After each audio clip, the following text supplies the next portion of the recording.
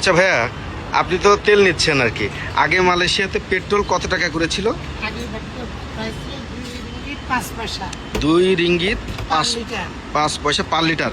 এখন সেটা এখন সেটা 4 রিঙ্গিট 2 পয়সা। মানে ডাবল হয়েছে আর ডাবল কি। হয়ে গেছে।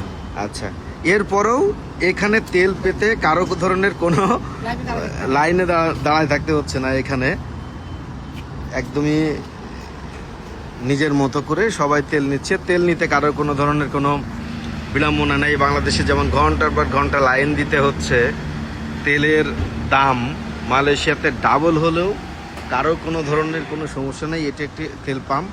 আসলে দেখে মানে এত সুন্দরভাবে এই তেল পাম্পটা করা হয়েছে, দেখলেই মানে প্রাণটা জুড়িয়ে যায় যে এত সুন্দর তেল পাম্প। আর আমাদের বাংলাদেশের তেল পাম্পগুলো কতটা নোংরা থাকে, পরিকল্পনায় কতটা সমস্যা থাকে, সেটি আসলে বলার অপেক্ষা রাখে না।